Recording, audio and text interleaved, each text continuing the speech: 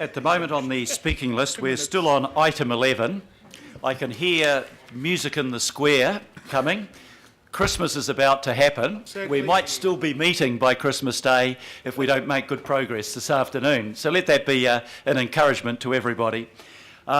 We still have 4 speakers at the moment that I've been notified on the item 11, the annual plan, Councillors Hills, Quacks, Sayers and Simpson. So unless other councillors have a pressing need, I might take a short call myself. If we close the list on that, unless somebody else has an urgent desire to speak, we'll get through this and then we'll put the resolution, the recommendation. So, Councillor Hills, the floor is yours. Through you, Mr. Chair. Thank Mr. Mayor. Sorry. Yeah, overall, I'm supportive of all the motions and the proposals we have there. I think most of the things are pretty simple. I'm pretty supportive of the UAGC staying the same. I think we just need consistency this time. There's been enough movement in the rates over the last 5 or 6 years that people are just quite confused at the jumps and the ups and downs and the different things that have been affecting the rates movement. I do want to talk about briefly the fact that mass transit network is in there. I think that's really positive. Also pretty excited to see the SkyPath implementation being mentioned. That's quite big for our community, and I'm looking forward to that kicking off hopefully sometime soon.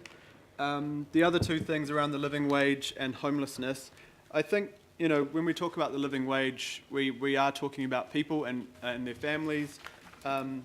The minimum wage is, after tax, it's around $538 a week, and that's if you aren't paying KiwiSaver, which hopefully some of those people are paying KiwiSaver, but if they can afford that, and things like student loan reductions after that. So $538 isn't that much when you think of the average rent in Auckland now is between $500 and $600 in, you know, a lot of Auckland, and that's probably the lower end these days. So when we're talking about putting more money in the pockets of our hard workers that are on lower incomes, it's actually quite a big deal for them.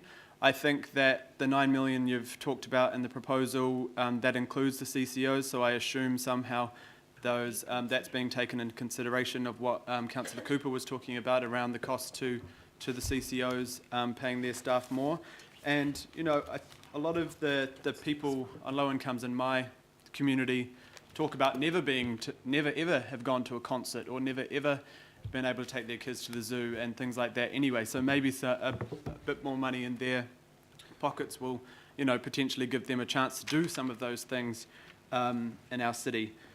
I think that I had a visitor to my office on Monday, the first visitor I've had that's a constituent, young boy by the name of Caden. He was only 11 years old from Birkdale Intermediate, and he wanted to come to talk to me about homelessness and the need for the council to step up and show some leadership there. And he also talked about some of the things around wages. So he sort of said if people were paid a bit more for the work they did, maybe they wouldn't have to live on the streets. Maybe if we were a bit more supportive and empathetic of people with lives that aren't as good as ours, then maybe more difference would happen. And this is from an 11-year-old. I started to try and prompt him on some things, but he just kept coming up with great ideas without any prompts. So I'm pretty proud and pretty happy that this council's showing leadership around wages where we can cause effect. So obviously it's in the Auckland Council and the council family. Long term, it does, you know, it is important that we need to somehow address the contractors within the procurement policies and things like that, maybe give a more favourable look on contracts that do pay a living wage and how we can affect that, because, you know, there is a wider issue at hand. We're not going to change the incomes of everyone in Auckland, but if we show leadership, hopefully other people will take that up. And also we need to look at, and I've talked about it before, the savings that will be made by people wanting to stay working for council for longer, potentially having less sick days, you know, increasing the work they do because suddenly they feel like we're investing in them a bit better than the minimum wage or close to that. Because I don't have kids and I don't think I could live on $538 a week very comfortably at all. The other thing around homelessness, it's right across our city.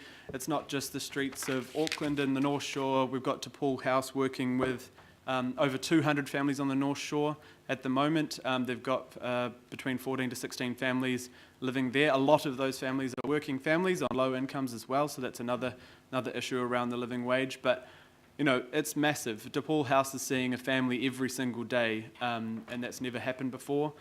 Come through their doors needing some assistance, needing some help, some advocacy.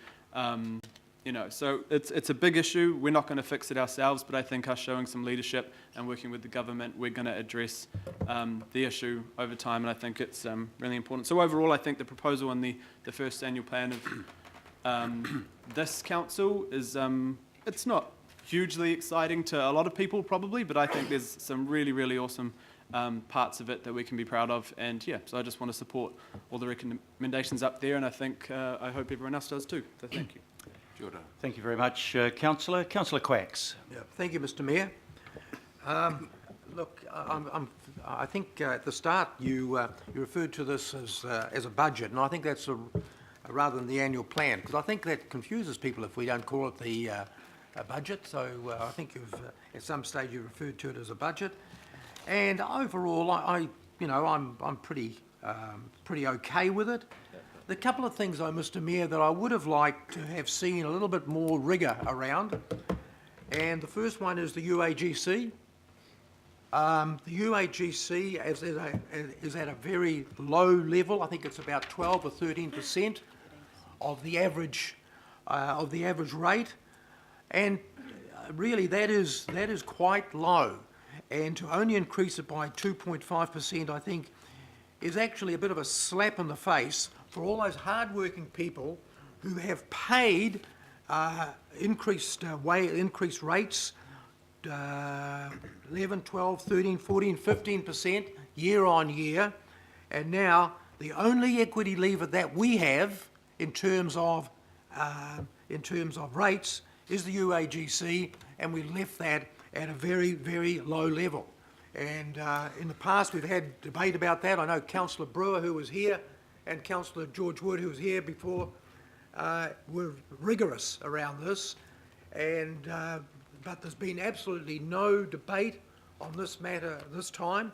I would have liked to have seen the UAGC go up from up to more like about 17 or 18% of the average rate, just to provide that equity that the UAGC and the only equity lever that we have.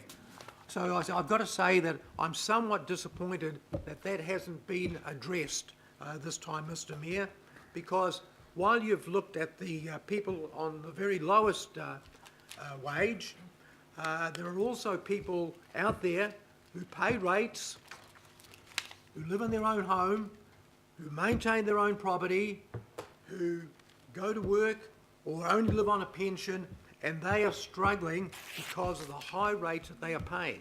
Part of that, of course, is around the poverty that we are experiencing in Auckland. Is actually more to do with the levers that we have pulled around this place in terms of the poor planning that has gone on over the last 2 or 3 decades. We have actually created an artificial scarcity of housing in the city, and now we're seeing what that is causing, and now we're being asked to provide a living wage. I don't think we would have been able to, or we would have been asked to provide a living wage had we been able to keep up, or the inflation of housing, inflation of land, had kept up with true inflation around this place, but we know it hasn't. 250% over the last 20 years is what housing has gone up. The price of land has gone up. So the cost of land has had a direct impact on the poverty that we are seeing in this city, and we're doing nothing from what I can see to alleviate that. Mr. Mayor, as far as the visitor tax is concerned, I think you're a little bit quick off the mark there.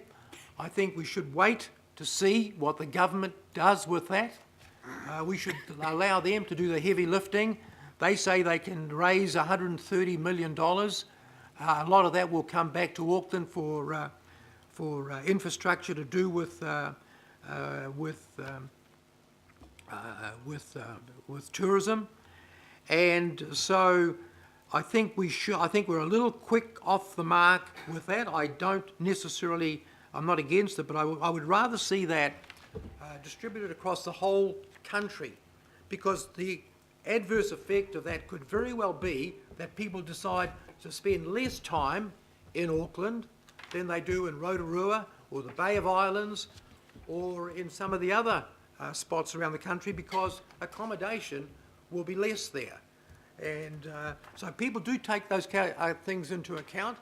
They find out they pay more for a hotel in Auckland, which they probably pay more for a hotel in Auckland anyway because of the high price of land, and then they get a tax whacked on top of that. They may decide, well, we'll actually spend less time in Auckland and more time in Rotorua, making a net gain to Rotorua. So there's Auckland's gift to Rotorua and Councillor, Tauranga. you've got 1 second left. Mr. Mayor, well, I'm sure somebody will ask, will move for an extension of time. Can I move not for an extension? Sorry? Oh, sorry, I can't move that there be no extension? No, you just vote against it. Oh, Is okay, it sorry. Sorry, thank you. Dick, rather than take the time of a vote over this, do you just want to take a couple of seconds to wind up? You've made your points pretty clearly to me. Mr. Mayor, I cannot support the living wage for this organisation. This organisation has coercive taxing powers, and that's the only reason that we can provide a living wage. That's why, if we were a business, we would have to think very, very carefully. If we were a small business, we could not afford to do it. And let me tell you something else. When this is extended to contractors, as it eventually will be, we will knock small contractors, small employers out of business. If they have to pay a living wage, they will not be able to do business with this council. Thanks, Thank you, Mr. Mayor. Councillor. Councillor Sayers. Oh, thank you, Mr. Mayor. Just around the living wage. Oh, sorry, just before you get underway, it might be fairer from your point of view if when you hit 4 minutes, if you get that long, if we just give you a tap on the water jug then, and you know that you need to start winding up. So if I give that notice to everybody from now on in. Thank you. Councillor Sayers, sorry to interrupt. No, that's all right, Mr. Mayor. I think that's a very good idea. That's been very helpful. Just around the living wage, I just want to make the comment about, the poverty is being led by people needing more money in their pockets because of the housing affordability issue in Auckland. The levers that Auckland Council have, I would suggest, are its land release strategies, structured planning ahead of consents being issued, and the streaming of the consent process, all within our control. So I just want to make a comment and then a question. The first, I guess the comment is just to continue the good work that you're leading, Mr. Mayor, in terms of holding the organisation's feet to the flame in those areas, and just making that we perform and make things happen in those areas. And with your esteemed and illustrious career, I'm sure you've flown into the airport many times. So I just had a question, Mr. Mayor. Why was the work already underway, or was it your initiative to perhaps look at a bed tax ahead of perhaps the the airport tax, and using levers that we could use there in terms of additional revenue streams? I can answer that quickly. I wasn't aware that the government was about to introduce what is equivalent of a visitor's tax. But, and if I can answer Councillor Quaxton's previous comment, the difficulty with that, the government can bring it in, just like it has a situation where it doesn't refund GST on visitors, nor should it in my mind. But the money from that goes to central government. There is no guarantee that it comes to us. What we're trying to do here is lift our own revenue, and then we can guarantee that it comes to us to help offset the cost of visitors. That's why we've taken that separate initiative. Effectively, the Prime Minister came in behind and said, great idea, but I want to do it right across the country. That does not prohibit us from proceeding with it. Sorry, you're still wanting to speak? No, thank you. That's good.